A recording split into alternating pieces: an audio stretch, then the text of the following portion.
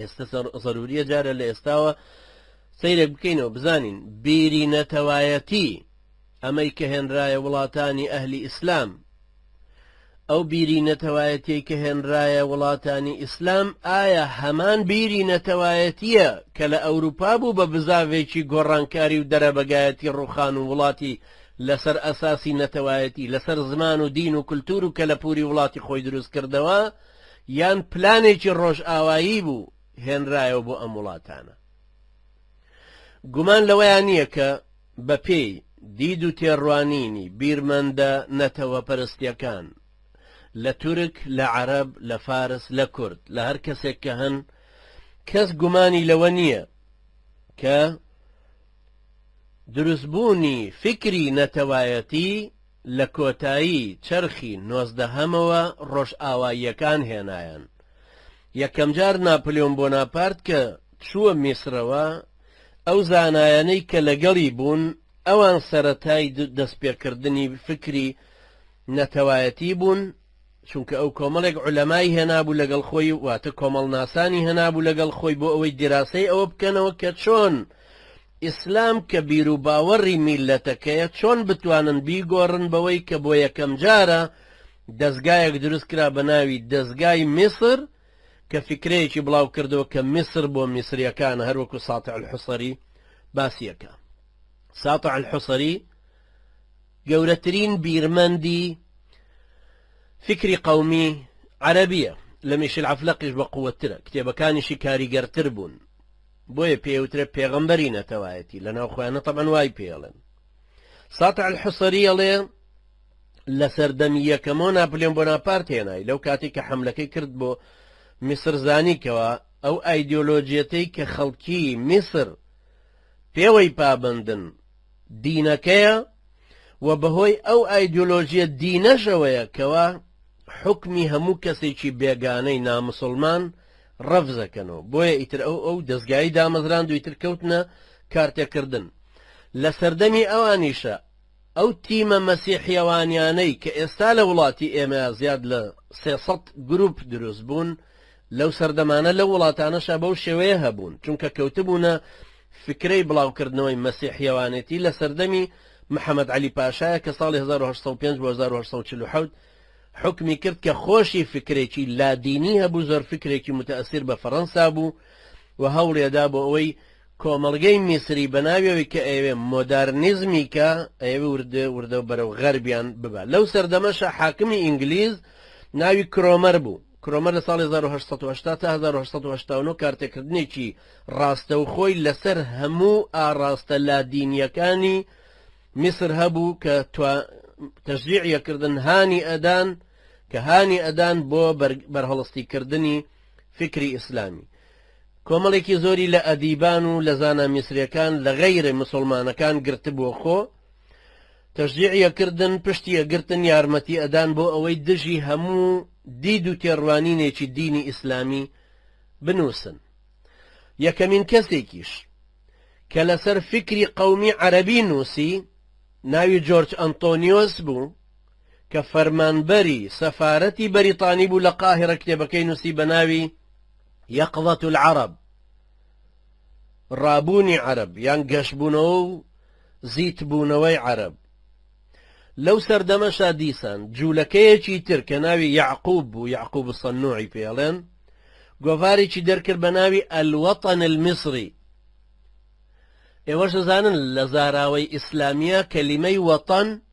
نەبووە لەو سەردەمەوە دامەزرا چونکە لە ئیسلامە دارالئیسلام هەبوو کە هەموو خەڵکێک لەوێ ئەژیان بە وڵاتی خۆیان نەزانی بەڵام وەکو وەطن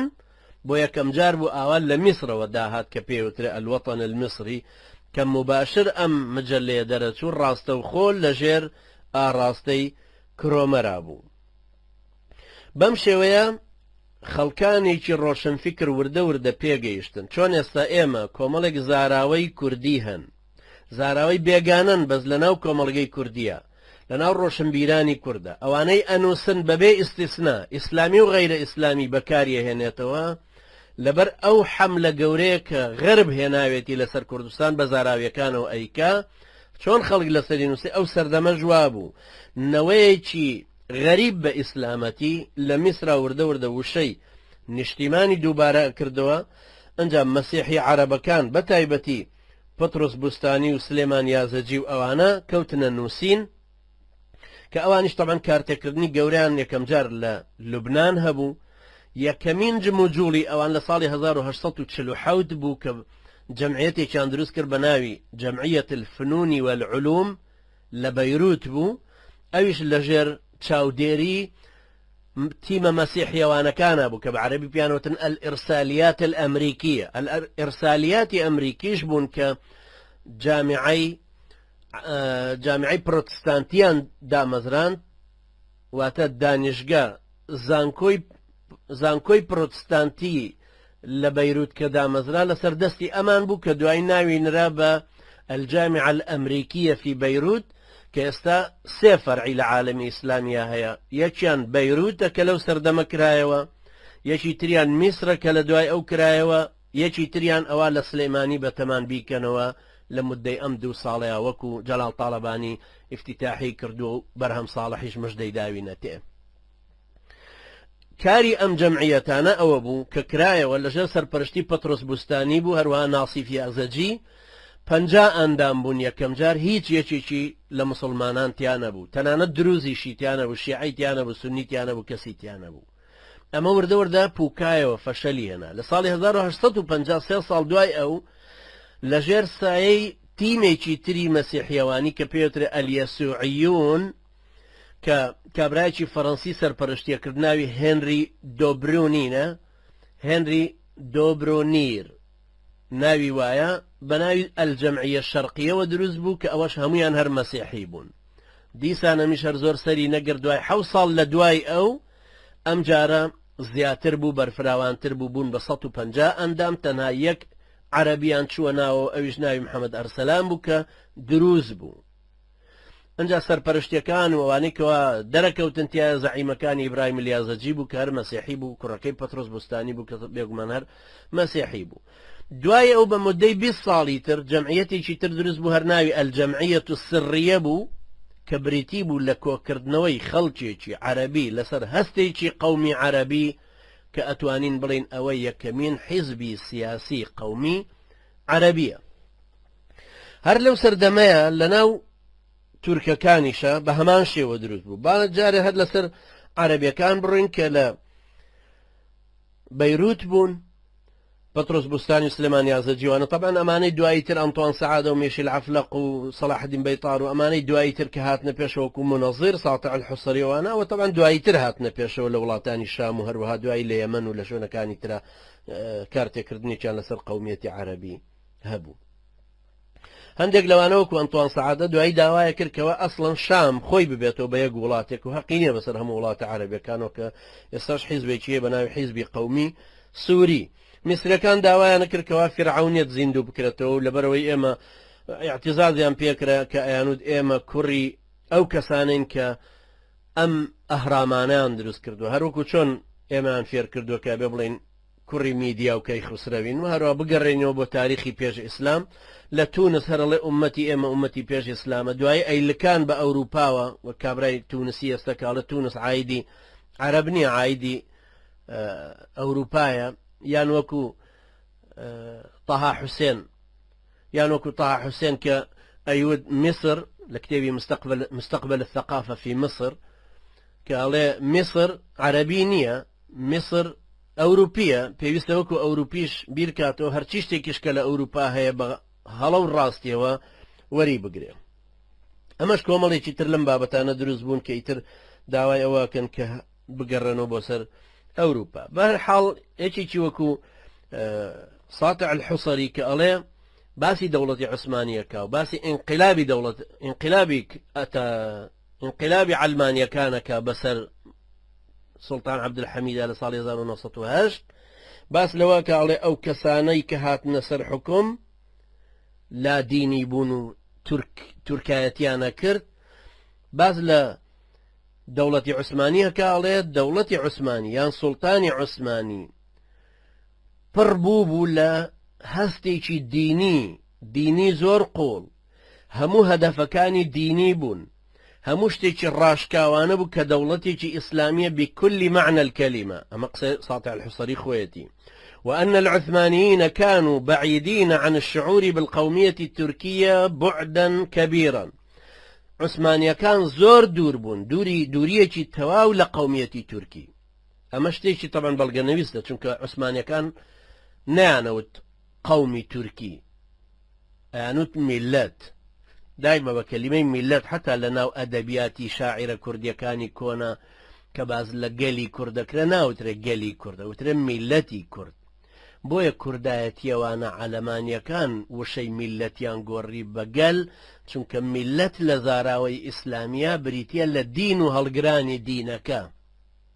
بۆیە دەوڵەتی عوسمانیش بە ئەتباعەکانی خۆی ئەوت میلەت ئەنجا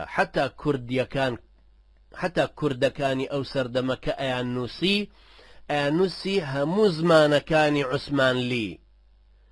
يعني عثمان ليتيكا تشتري همويان بو هر يكش لناووا زمانكي خوي بزمانك عثمان ليزاني واتت شون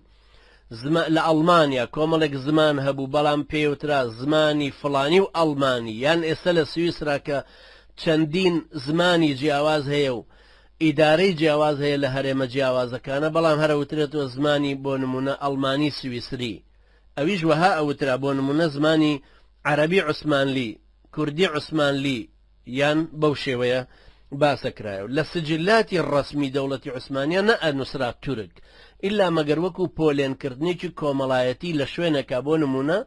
اگر لديار بكرا بيان نوسي آنوس اوندي ترك ليه اوندي كرد ليه اوندي عرب ليه اوندي جو ليه اوندي ارمني ليه اوندي فلان ليه وكو بولين كردني خلچك بزماني تركي ادوين نقوكو قوميكي تايبت بو جناب هميان هر اوترا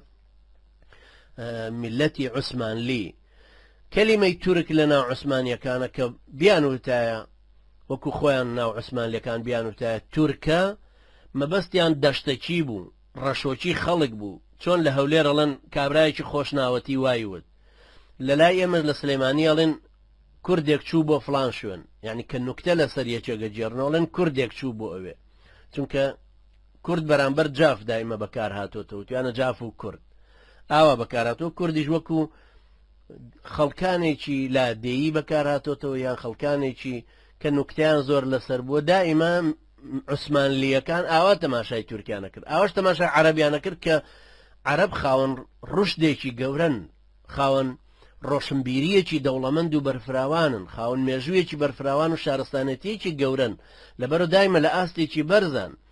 هیچ عوسمانیەک پێی شەرم نەبوو عەرەبی فێر بێ و لە عەرەبەوە وەرگرێ هیچ عەرەبێکیش پێی شەرم نەبوو بچێتە ژێرباڵی دەوڵەتی عوسمانیەوە هەروەکو دیسان باسەکەنەوە دیسان بە نیسبەتی کوردیشەوە وابوو هیچ کوردێک شەرمی لەوە نەبوو بڕوا لە ئەستانە ببێ بەڕاوێژکاری دەوڵەتی عوسمانی بۆیە ئەبوون بە سەفیری دەوڵەتی عوسمانی ئەبوون بە وەزیری دەوڵەتی عوسمانی یان گەورەترین جانبی دەوڵەتی عوسمانی کە بریتیە لە تەوجیهی ڕوحی بەبێ منازع بۆ کوردەکان بوو بێوەی کەس شەڕەشانیان لەگەڵا بکە هەروەک چۆن لە عێراقا سەرۆکی ڕابیتەی عولەمای عێراقی بەڕەحمەت بێ مەلا عەبدولکەریمی مودەڕیس بوو پێش ئەویش شێخ ئەمجەد زەهاوی بەبێ منافیس هەر کوردەکان گرتبوویان بنسبة دولة عثماني شو أوي لايني روحي قرتبو توجيهي الروحي بلا تشبيه صجر بلا تشبيه وكم مركزي السيستاني استلنا وشيعي عراقا كقرتويتيا مركز الروحي توجيه الديني كي قرتبو هر أو خيزان كرديان بون ملاكاني خيزاني خانوادي بتليسي خانوادي عمادي خانوادي حيدري خانوادي برزنجي شيخ سعيدي برزنجي وهروها بابانيا كاني ترك كارتة كردنيان لسر خدي سلطان هبو يا لسر دولة عثماني بشويتي قشتي هبو هيج عثمان ليك بي شرم نبو كأو كردان اللي بينو كار بدستنو زور نزيكيشن لسلطان عبد الحميد هروها همو كردكانيش طبعا او كاتبيان خوش بو كلوي مركزي كي ثقافته وبايتختي ولاتك لوي ابن فرقي كي زور لنيواني اوي كردك استا لبغداد يا لأنقرة به يا لدمشق خوي نزيكاتو لو كسانيك داجركري كردستان نو ما في كرديان بيشيل كردوا وكلوي للاي سلطان عبد الحميد به کە باوکێکی بەسۆز و باڵێکی بەسۆزە کە باوکێکی بەڕەحم بووە لەسەر میلەتی کورد فەرقی زۆرە لەسەر ئەوە